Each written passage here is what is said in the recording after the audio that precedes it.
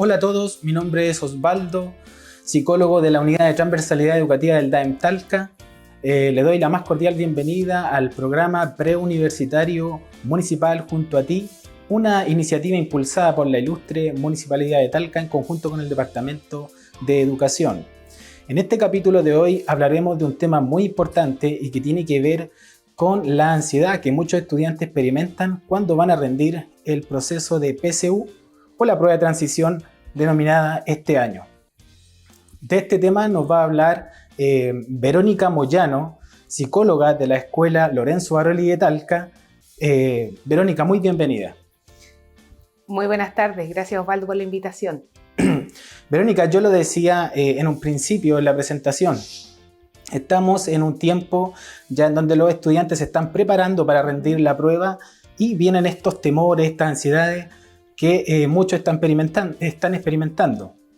La idea es poder generar una conversación relevante respecto a cómo estos estudiantes pueden un poco empezar a generar o bajar los límites de ansiedad que en estos momentos están teniendo. Y para eso sería importante, antes de poder entrar de lleno al tema de los tips y consejos para poder bajar esta ansiedad que están experimentando los estudiantes, sería bueno poder hacer una introducción al concepto de ansiedad y a qué nos referimos cuando hablamos de estrés, ansiedad. Ok, veamos entonces las imágenes para ir, ¿cierto?, viendo y contextualizando un poco, ¿cierto?, a nuestros estudiantes de qué significa sentir ansiedad, ¿ya? Para comenzar, ¿qué significa cuando hablamos de ansiedad? Sabemos, ¿cierto?, todos nosotros que la ansiedad es un mecanismo, en este caso, defensivo, ¿ya? Es una respuesta de nuestro organismo, de nuestro cuerpo, frente a situaciones que se consideran amenazantes. Ahora es súper importante recalcar, ¿cierto?, que todas las personas en algún momento de nuestras vidas hemos experimentado esta sintomatología. Es súper común, es muy normal. Y, aunque no lo crean, también tiene su lado positivo. Porque cuando nosotros nos enfrentamos a esta sintomatología un poco más ansiosa, o también como se le denomina estrés, ¿cierto?, logramos adaptarnos, ¿cierto?, o utilizar nuestros recursos para adaptarnos de mejor manera a los distintos entornos. También nos ayuda a mejorar el rendimiento y la capacidad de anticipación y respuesta. Todo esto porque, en cierta medida, ¿cierto?, cuando estamos un poco más estresados o estamos ansiosos, una de las formas de manejarla es visualizar los distintos caminos. Entonces, por eso se habla de que mejora nuestro rendimiento y la capacidad de anticipación y de respuesta. Claro, en ese entendido, entonces, este es un mecanismo, claro, como tú bien lo mencionabas, defensivo, que nos puede ayudar a prepararnos, ¿cierto? Y adaptarnos a ciertas situaciones. Sin embargo, hay algunas ocasiones en que muchas veces nos vemos superados por esta ansiedad, ¿cierto? Y le puede pasar también mucho a los estudiantes y que los lleva, ¿cierto?, a no responder de la mejor forma posible. ¿Cuáles son los aspectos en los que tenemos que poner atención para detectar de que esta ansiedad me está consumiendo más allá de los límites normales? Claro. Vamos a ver la siguiente imagen.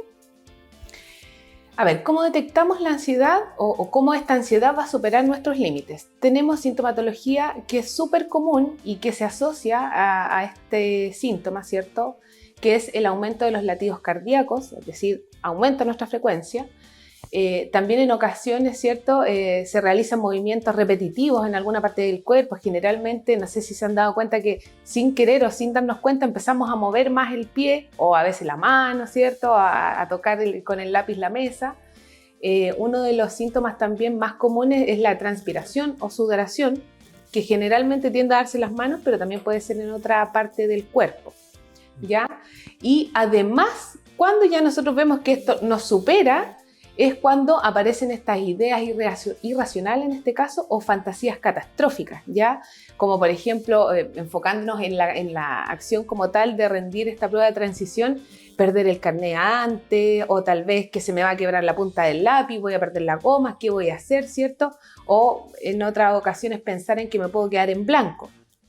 Ahora, es súper importante acá mencionar, ¿cierto?, que aquí hay un precursor súper claro en poder diferenciar estos síntomas, y es que cuando nuestro organismo, nuestro cuerpo, ¿cierto?, se enfrenta a una situación de amenaza, nuestro organismo secreta o libera, ¿cierto?, nuestra famosa hormona llamada adrenalina, que como todos sabemos, ¿cierto?, es la que nos prepara para poder reaccionar ante una situación de amenaza. ¿Ya? Y por ende, a través de esta liberación de esta hormona, aparecen esta sintomatología que es muy asociada a ella, que es el aumento de la frecuencia cardíaca. En ocasiones también podemos tener frecuencia o aumento de la frecuencia de la respiración. Acá es cuando la persona empieza, ¿cierto?, a respirar de manera rápida y corta. Eso hace que nos oxigenemos menos y por ende, ¿cierto?, nos vamos a centrar aún más en estos ciertos síntomas, y que no es adecuado tampoco, ¿cierto? Porque si nos centramos en los síntomas vamos a perder cierto espacio en nuestra cabeza, en nuestra memoria, para poder concentrarnos en este punto, ¿cierto?, en las preguntas que debemos contestar. Ok, o sea, aquí hay que poner atención, ¿cierto?, a los aspectos físicos, pero también psicológicos. Exacto. En donde nosotros podemos identificar que estamos cayendo, ¿cierto?, en una situación abrumadora de ansiedad. Claro. Verónica, ¿qué estudiante, bueno, poniéndolo en el contexto de la prueba, ¿cierto?, de la prueba de transición, ¿qué estudiantes pueden ser más propensos a poder sentir altos montos de ansiedad durante la prueba o incluso antes de la prueba? Claro, acá tenemos dos puntos que son súper importantes. Primero, aquellos estudiantes, ¿cierto?, que no se han preparado de buena manera para rendir y que además tienen altas expectativas respecto de poder obtener un buen puntaje para poder postular a las carreras que ellos desean. Ya esta disociación, ¿cierto?, de lo que tengo y de lo que debo genera un monto importante, ¿cierto?, de ansiedad, porque en el fondo el estudiante sabe que tal vez no está preparado como debiese para poder obtener el puntaje deseado. Entonces, ellos van a tener mucha más posibilidad de experimentar, ¿cierto?, esta sintomatología ansiosa con altos niveles de intensidad. Y por otro lado, ¿cierto?, tenemos aquellos estudiantes que se preocupan mucho por el futuro, que son muy detallistas, que son muy perfeccionistas. Ya aquellos estudiantes también siempre se les asocia mucho el poder, ¿cierto?, sentir esta sintomatología, ya que tienden a sobreexigirse, ¿cierto? Y por ende son estudiantes que muchas veces tienen problemas para reconocer a veces los errores, o que también su tolerancia a la frustración es un poco más baja. Entonces, al ser más baja su tolerancia a la frustración, tienden a aumentar, ¿cierto?, los niveles de ansiedad para poder, ¿cierto?, en el fondo optar a tener el resultado que ellos desean. Claro, me imagino que también ahí tiene que ver mucho el tema de las expectativas que los padres ponen sobre estos estudiantes, que también de alguna manera generan esta presión. Exacto. ¿Qué se puede hacer, Verónica, antes de la prueba? Me refiero a los días antes de la prueba, para poder rendir, digamos, una prueba con niveles de ansiedad, digamos, dentro de lo normal. Acá es súper importante, ¿cierto? Y creo que es el primer punto que voy a mencionar. Hay que evitar las evasiones, es decir, no le puedo sacar el quite a este estímulo a través del consumo de alcohol y las drogas, porque en el fondo eso lo único que genera es sentimiento de culpa, vacío y embotamiento, o sea, pucha, decepción, ¿cierto? Porque en el fondo la persona puede decir, si voy a consumir alguno de estos estupefacientes, ¿cierto? Después puede pensar, decir, pucha, perdí tiempo valioso en poder repasar, en poder incorporar a lo mejor nuevos conocimientos, y resulta que finalmente viene este sentimiento de culpa y vacío, que en el fondo aumenta la sintomatología ansiosa al momento de rendir la prueba. Otro punto súper importante es poder regular los ciclos de sueño y de vigilia. Como todos sabemos, ¿cierto?, es importante que ojalá todos nosotros podamos tener nuestras 8 horas, ¿cierto?, de descanso, dormir 8 horas de manera adecuada, ¿cierto? Eso nos permite estar mucho más atentos, más concentrados, ¿cierto?, al día siguiente, y por ende dar una mejor respuesta, ¿cierto?, al momento de la evaluación. Estoy más atenta, estoy más pendiente, ¿cierto?, de aquellos detalles, a raíz de que yo también tengo cierto descanso adecuado. Entonces eso me permite, ¿cierto?, estar más atenta. Otra cosa que nosotros recomendamos bastante es poder complementar los estudios con actividades recreativas y deportivas. En algún momento, ¿cierto?, hablamos de la adrenalina, ahora le toca el tiempo, ¿cierto?, de hablar de la endorfina. Las hormonas de la endorfina, conocidas como hormonas de la felicidad. y estas se secretan de manera fácil, ¿cierto?, a través del deporte y cuando las personas realizan actividades que les gustan, que son recreativas, que se sienten a gusto. Ya esto en el fondo predispone una disposición, por decirlo así, más positiva para enfrentar, ¿cierto?, esta situación que en algún momento nos genera, ¿cierto?, un poco de ansiedad. Y por supuesto complementarlo con una alimentación saludable, con ingesta de frutas, verduras, harta agua, porque el agua nos ayuda a disminuir los dolores de cabeza que también en algún momento son considerados síntomas de la ansiedad en este caso. ¿Ya? Al contrario, evitar la ingesta de alimentos muy procesados o altos en azúcares porque en el fondo nos generan una sensación de aletargamiento, ¿cierto? Nos ha pasado, a todos nos pasa que cuando de repente comemos cosas más calóricas, después nos sentimos un poco más cansados, con sueño, ¿cierto? Entonces eso en el fondo nos va a restar la atención que requiere, ¿cierto?, la situación a la que nos estamos por enfrentar. Ok. Sí, ahí hay varios elementos importantes. Por ejemplo, cuando uno, o me pasó a mí, me recuerdo cuando era más jovencito y me tocó rendir la prueba, que uno de repente piensa en estudiar, pero sin tomarse, ¿cierto?, los tiempos para poder descansar, para poder, como señalas tú, poder recrearse, ¿cierto? No es solamente estudio porque de alguna manera el estar en un 100% estudiando sin dejar estos espacios para distraerse, tampoco va a venir a corroborar un buen aprendizaje. Entonces eso también es importante que los estudiantes lo puedan saber. Verónica, ¿es recomendable que los estudiantes sigan estudiando días antes de la prueba?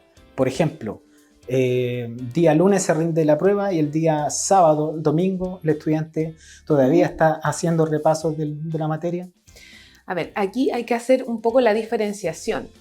En realidad todo va a depender del ritmo de aprendizaje de cada estudiante. Hay alumnos que requieren a veces leer un ratito y con eso adquieren nuevos aprendizajes, como otros necesitan, ¿cierto?, más tiempo, tal vez otro sistema de estudio.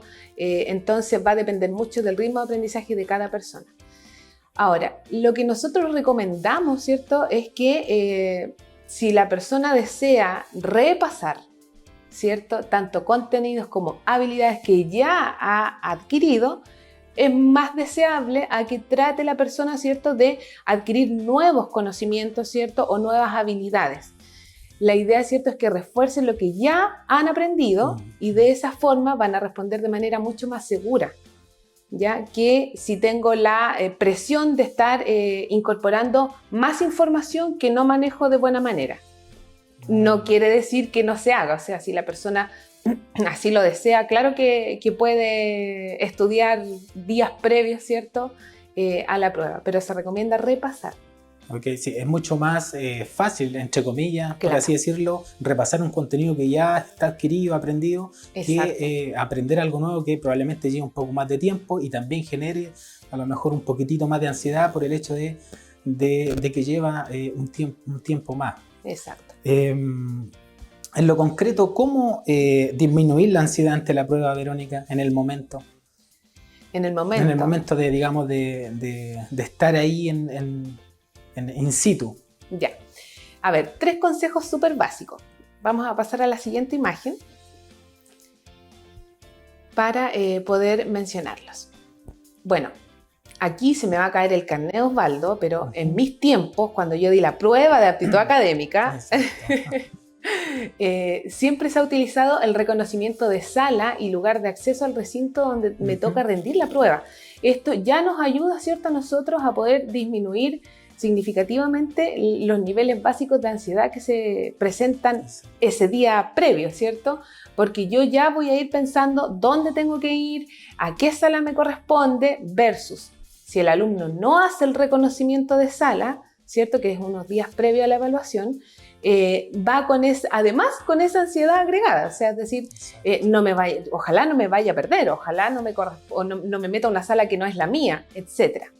¿Ya? Otro punto súper importante es evitar, ¿cierto?, los carretes, las fiestas, ¿cierto?, los días previos y, como ya lo habíamos mencionado antes, ojalá dormir mínimo 8 horas, ojalá la noche anterior a la prueba, ¿ya? Y para las personas que son un poquito más ansiosas, es súper bueno contar con un checklist, ya con cosas que debo contar ese día antes de salir de mi casa, como por ejemplo el carnet de identidad, el lápiz, ¿cierto? La goma, la hoja de identificación y por supuesto en nuestra actualidad de hoy la mascarilla. Exacto.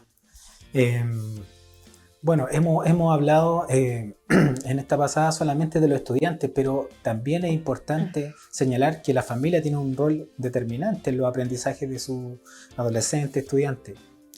Así es. Sí, y en base a eso, ¿qué rol o cómo la familia, los padres en general, pudieran ayudar para disminuir, ¿cierto?, los niveles de ansiedad que están teniendo estos alumnos? Uh-huh. Bien, lo principal acá en la familia, ¿cierto?, es que pueda demostrar confianza y afecto. Nosotros le llamamos la contención, ¿cierto? Contener desde lo afectivo, ¿cierto? Y una forma de contener desde la parte más afectiva, más cariñosa, ¿cierto?, ante esta situación es compartiendo instancias en familia, como por ejemplo pasear, almorzar todos juntos, ¿cierto?, tal vez ver una película, generar espacios en donde puedan dialogar.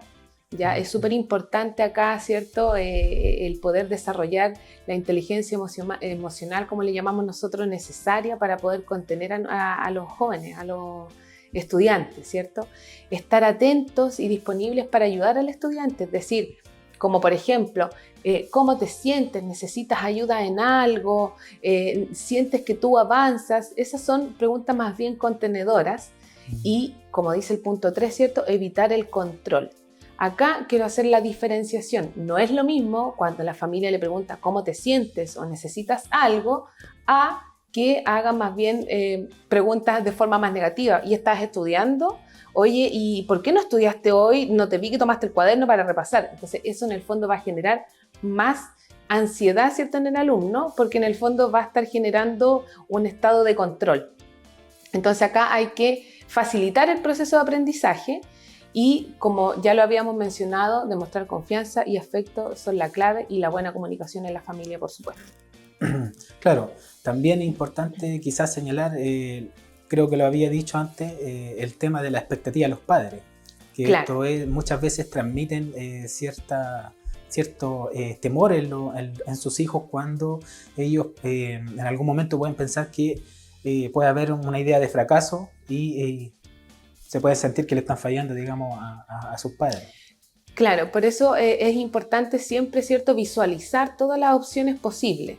Es decir, que esperamos que no sea así, pero cuando de repente a lo mejor algún alumno o algún estudiante no logra el objetivo deseado, siempre es bueno como familia, y acá vuelvo a recalcar el tema de la comunicación, tener plan B o el plan 2 o el plan 3, pero acá la idea, ¿cierto?, es que disminuyamos la sensación de fracaso, sobre todo este año que ha sido tan extraño, donde yo creo que la situación a nivel mundial, a nivel país, nos tiene en una tremenda incertidumbre, y esa incertidumbre, ¿cierto?, acompañarla además de una situación o de una sensación de fracaso no es muy adecuada. Estamos todos, ¿cierto?, ahí en qué va a pasar el próximo año. Entonces, con mayor razón, yo creo que hay que recalcar la confianza y el afecto en la familia y la comunicación. Ok. Verónica, y una última pregunta y que tiene que ver con qué hacer cuando me bloqueo. Estoy en el momento, en la prueba, estoy rindiendo, estoy leyendo las preguntas y no las entiendo porque me siento bloqueado. Me siento que no entiendo, siento que no puedo avanzar y me voy a blanco, como se dice generalmente. Claro. Efectivamente, yo creo que ese es el gran temor de todos, y yo creo que en algún momento todos vivimos, ¿cierto?, esta fantasía un poco catastrófica de qué pasa si me quedo en blanco, ¿cierto? Como dice acá, ¿cierto?, la imagen, es importante que si esa situación me llega a ocurrir, dejar de lado el cuadernillo unos minutos, cerrar los ojos y hacer ejercicios de respiración. Como yo lo había mencionado antes, ¿cierto?, cuando estamos con una sintomatología ansiosa viva, por decirlo así, nuestra respiración tiende a ser corta y rápida, ¿ya? Entonces, al revés, al realizar una respiración lenta y profunda, eso genera, ¿cierto?, que nuestro organismo se oxigene mucho más rápido y por ende, al estar oxigenado, nos va a generar, ¿cierto?, una sensación de relajo y de tranquilidad, ¿ya? Ahora, importante, Y una pequeña tarea, hay que practicar la respiración diafragmática, que es donde yo voy a inspirar el aire y voy a inflar la guatita, como se dice, ¿cierto? O el abdomen. No voy a levantar el pecho, sí voy a llevar todo el aire a la guatita o al estómago y de esa forma, ¿cierto?, se oxigena mucho más rápido, ¿cierto?, todos mis órganos y por ende eso me da inmediatamente una sensación de tranquilidad y de relajo corporal. Y por ende voy a poder, ¿cierto?, luego de eso retomar el cuadernillo, leer las instrucciones cuidadosamente. Y aquí hay un tip súper importante. Si la persona lee la pregunta y no la entiende o en realidad se complicó, la idea es que la deje de lado y pase a la pregunta siguiente.